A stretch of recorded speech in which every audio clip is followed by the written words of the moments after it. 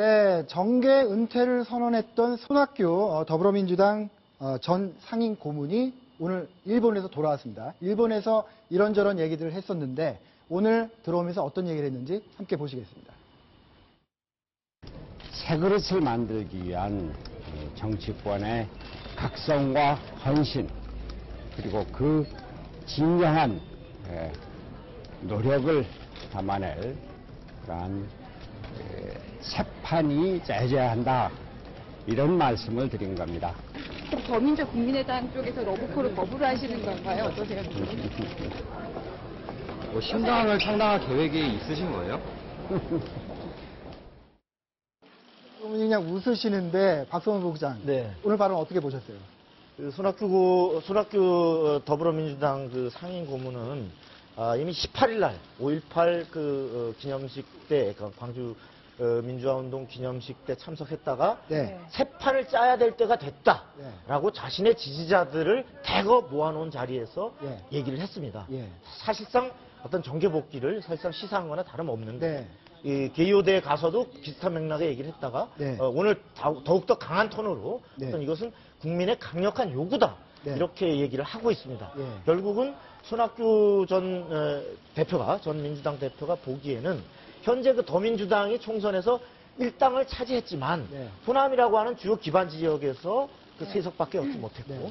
그리고 그 국민의당이 호남에서 완전한 거의 석권에 가까운 의석을 차지했습니다만 네. 전국정당이라고 보기에는 호남에 머물러 있는 상황. 네. 게다가 집권 여당인 더민주당도 지금 친박 패권주의로 패했다고 하는데 그걸 복구하는 이 과정도 쇄신의 길이 보이지 않고 오히려 친박 패권주의를 강화하려고 하는 움직임과 네. 그에 저항하는 움직임이 질이 멸렬한 네. 이런 상황이기 때문에 본인이야말로 그 중도 보수, 그 다음에 중도 진보를 하나로 모아서 어떤 전국정당의 합리적인 제4세력을 모아서 어떤 판을 흔들겠다. 네. 이런 굉장히 어떤 생각을 갖고서 이제 행보를 하나하나 구체화해 나가는 네. 이런 단계에 있다. 이렇게 보입니다. 아, 그렇군요. 제4의 정치 세력을 만들겠다.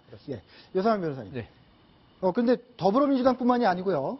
국민의당도 러브콜을 보내는 것 같아요. 지금 국민의당에서 누가 러브콜을 보냈냐가 중요하죠. 네네. 안철수 대표가 보낼까요? 그건 아니라고 봅니다. 저희 안철수 대표는 지금 저번에 그 결선 투표제 이야기도 했지만은 예. 강력하게 이번에는 야권 후보 단일화 예. 이 생각이 없는 분이고 본인이 이번에 대권에 한번 나보겠다. 내가 양보만 했는데 이번엔 정말 내가 나서 심판을 받아보겠다. 예. 그 말 했기 때문에 그렇지만 네. 그런데 지금 이 야권이라든가 여권 내에서 지금 상황이 네. 손학규 지금 전 고문이 나서기에 가장 손학규 고문 본인이 생각이 좋은 환경이다. 예. 왜냐하면은 더불어민주당 호남에서의 지지 없다. 그다음 안철수 대표. 그다음 호남의 지지는 있었지만 전국 정당이라 보기엔 아직 아주 미흡하다. 네. 그다음 새누리당 친박 비박 갈려서 비박이 언제 나올지 모른다. 그다음 정의화 의장 지금 벌써 어떤 중도 세력화 어떤 도움이 되거나 본인이 나서거나 그 이야기를 했거든요. 네네. 여기서 손학규 지금 고문으로서는 지금이야말로 내가 나설 때라고 시사 정도가 아니고요. 네. 나서겠다는 시사가 아니고 벌써 제가 보기에는 확정한 것 같습니다. 지금 정치인이 2년간 강진의 토굴에 있다가 저 말을 할 때는요. 예. 나오겠다고 그런 거 선언한 거지. 예. 앞으로 나올 것이다. 이 시사는 아니라고 봅니다. 네.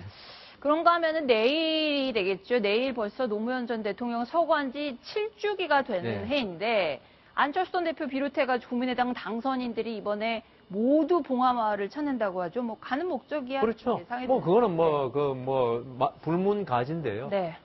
안철수 대표 국민의당으로서는 좀 전에 말씀드린 바가 호남에서 지지는 얻었지만 네. 전국적인 지지는 없고요. 지금 그렇지 않습니까? 그래서 지금 안철수 대표로서는 내년 대권에 도전하기 위해서는 호남의 지지는 그거는 필요 조건이지 충분 조건 아니다 이거죠.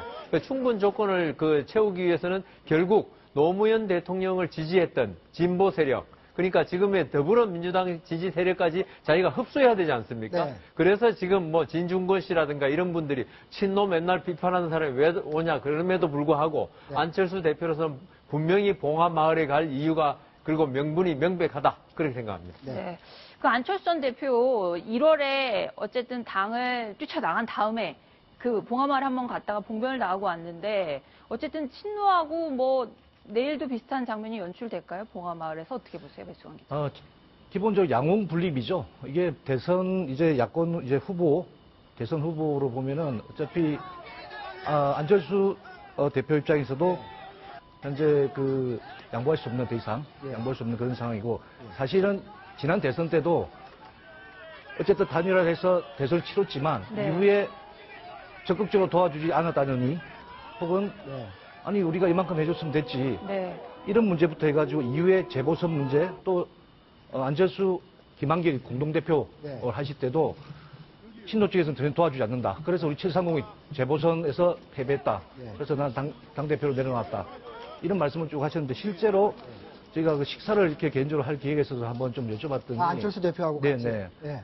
그랬더니 사실 그 서운함은 상당히 컸었습니다. 네. 그 친노에 대한 서운함인데 노무현 문재인 전 대표의 오른팔이라고 하는 모 인사도 예. 두세 번씩 전화 와서 네.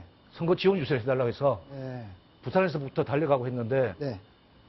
자기는 그만큼 도와줬는데 문재인 대표는 전에 우리가 730 재보선할 때 도와주지 않았다. 네. 예를 들면 네. 그런 어떤 서운함이 상당히 있었고요. 예, 예. 결국에는 이번에도 앞으로도 이제 어쨌든 내년 대선에도 절대 이제 그 안철수 의원 측에서는 지금 양보할 수 없기 때문에 네. 이거는 서로 분립할 수밖에 없는 네. 그런 상황인 것 같습니다. 네.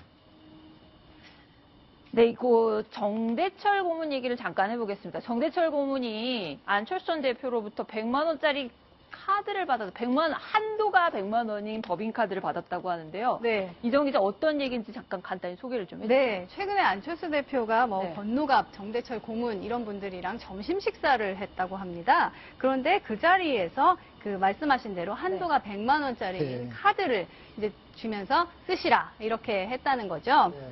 근데 당시 이제 권노갑 고문은 안 받았고요.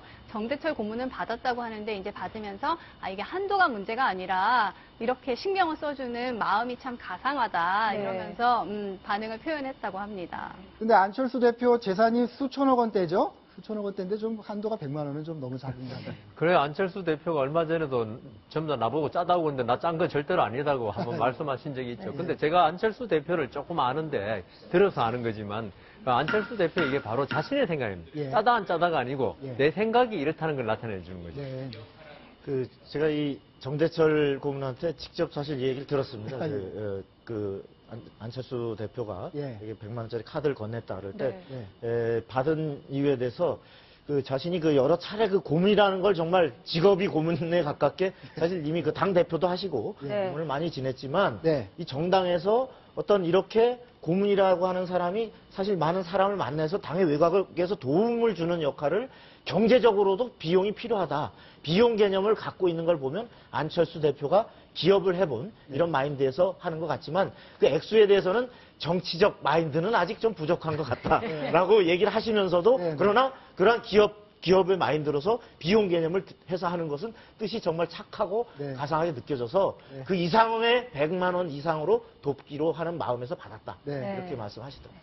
뭐 안철수 대표 입장에서는 또 이렇게 여러 분이 있겠죠, 그러죠. 카드를 또 여러 번 줘야 되니까 뭐 그런 거가 아닐까 하는 생각도 해봅니다.